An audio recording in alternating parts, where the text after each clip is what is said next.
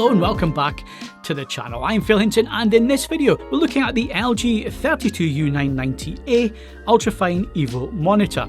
But first, before we get into the review, it would really help us if you would consider subscribing to the channel. We've got lots more monitor, TV and audio reviews coming up very soon on the channel. You can also read my full review of this monitor, where I go into far more detail than we can within the review. And of course, you can also join the conversation at AVForums, where hundreds of thousands of like-minded tech fans discuss everything from TVs, projectors, monitors and gaming and much more. Unlike other channels out there, our reviews are never sponsored by the manufacturer, so we always give you the best unbiased information and independent advice so you can make the right buying decisions.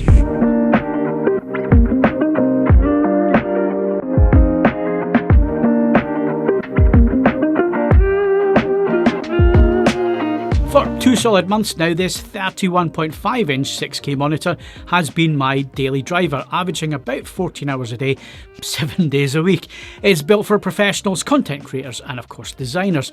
The sheer screen real estate and sharpness are fantastic, but there is one major issue for me at least, and probably for other video professionals out there, and that's a surprising lack of advanced calibration controls that really hold it back. I'll be diving into my measurements for colour accuracy and why this monitor is not for gamers, and the simple fix LG could implement that would make this monitor even better.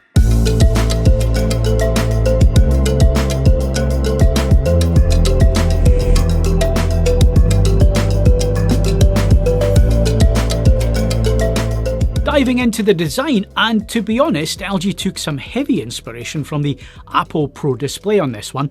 The design is sleek, contemporary, and it definitely looks expensive with a silver stand and bezel. It'll certainly appeal to those Apple users out there who may not be able to stretch to the Pro Display XDR. While it looks expensive, the materials are primarily plastic, and the build quality, well, it feels slightly cheaper than a true Apple product would. The stand has a solid metal base, but the attachment is plastic, and that hinge, well, it allows for height, tilt and full 90-degree pivot, which is great, but moving it is really clunky. The main decision made with the design that I don't understand is the back of the plastic stand, which is sculpted with this fancy blue plastic and vertical ridges that will, well, for most of us anyway, be staring at a wall. I mean, to be frank, I'd rather have some cable management than a design flourish that I'm never going to see. And of course, cable management is an issue with this monitor. Now, connectivity is where this monitor really flexes its muscles and acts as a full dock. You get DisplayPort 2.1 and HDMI 2.1, 2 Thunderbolt 5 ports. The top one delivers a healthy 96 watts of power, and the lower one is for daisy chaining multiple displays and of course fast transfer speeds. Plus there are a further 3 USB-C 3.2 Gen 2 ports and of course KVM switching. Power delivery to the monitor comes from a massive white power brick. I mean, seriously, LG, I was taken by surprise at just how big it is. Despite the plastic materials used, the monitor, it looks contemporary, and it will appeal to those who want a very good looking productivity screen.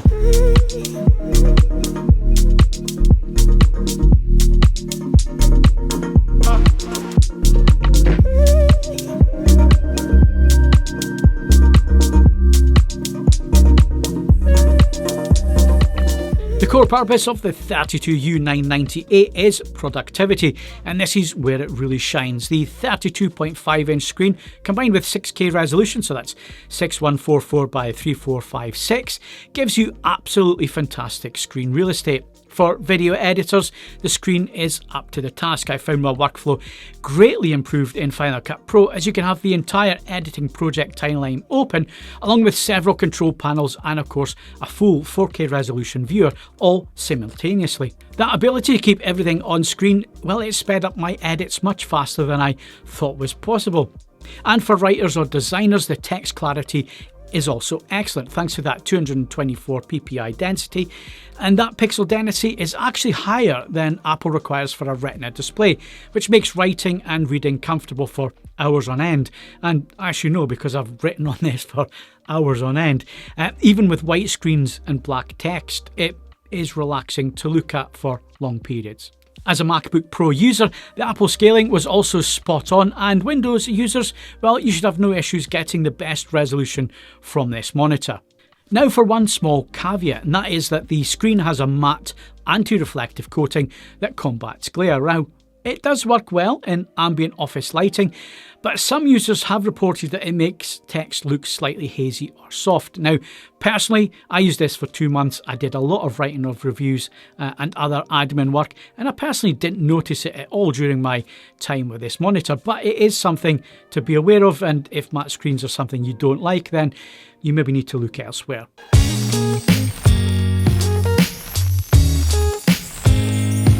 Now, LG are aiming this at creatives who prioritise image accuracy, so let's get into some of the measurements. This nano IPS black panel needs to be accurate, and thankfully, out of the box, it largely is. For SDR work, the sRGB preset is very accurate. Using our testing rig, which comprises of portrait displays, Calman Ultimate software, a Meridio 7 generator, and a Klein K10 meter, which is profiled to a Jetty 1511 Spectro, we found the grayscale tracking to be excellent. Our average delta E errors were well below the visible threshold of 3, coming in at around about 1.5. The Rec 709 HD colour gamut tracking was also very good.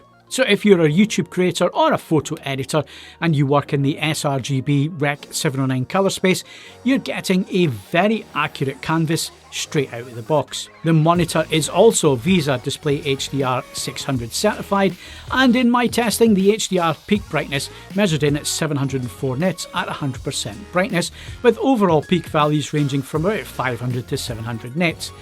Wide gamut coverage is pretty decent. We measured DCI-P3 at 95% XY and 97% UV, and BT 2020 coverage came in around about 80%.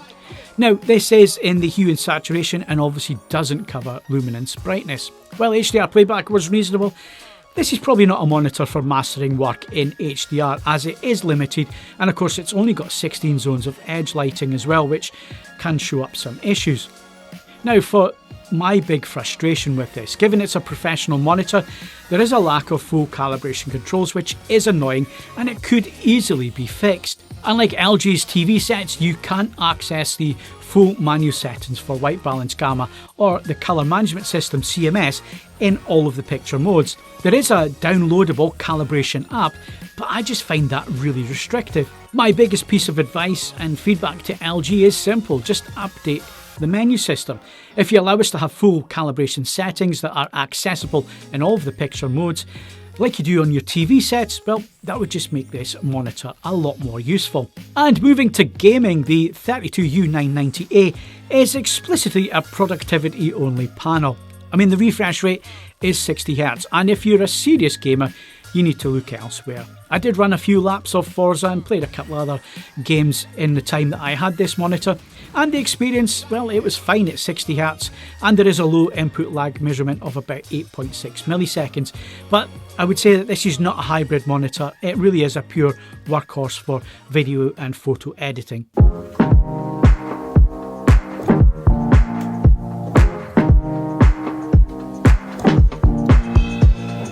So after 2 months of daily use, the LG 32U990A remains a strong high-performance option for content creators and professionals. The screen real estate, well, it is superb, and the sharpness again is excellent from that 6K panel. And of course, text clarity is a massive win as well. I was able to fit my timeline for video editing and everything else into the 31.5-inch screen real estate with no issues whatsoever, and it's a monitor that actively speeds up your workflow. If LG fixes the missing calibration controls, I'd probably score this even higher. It's also stylish and great for Apple users who want a monitor with more resolution, higher PPI, and bigger screen size than the newly updated 27-inch 5K Apple Studio display. And the Thunderbolt 5 connectivity and KVM hub functionality are also superb features. However, This is expensive. The LG is currently priced at about £1,699 at the time of this review, which puts it up against rivals like the Asus PA32QCV, which is also at 6K. It offers slightly better calibration features and controls, and that currently sells for £1,299. Now that is a significant saving, but the Asus doesn't look as contemporary or as nice as the LG. Is that worth the extra money? If the LG 32U990A meets your professional needs for high resolution, high accuracy, productivity work, then it absolutely should be on your shortlist. This is the next review coming in terms of monitors, and we'll have a few other gaming monitors coming up. And let me know, do you want to see more monitor reviews? The technology that is being used in monitors obviously affects what we see coming with TVs in the future as well. So is that something that interests you? Let me know in the comment section below. Of course, you can also go to AVForums and read my full in-depth review of this monitor. And if you found this video useful, then please do like and subscribe. And if you have any questions for me, I'll see you in the comment section down below. I'm Phil Hinton. Thank you very much for watching, and I'll see you in the next one. Goodbye.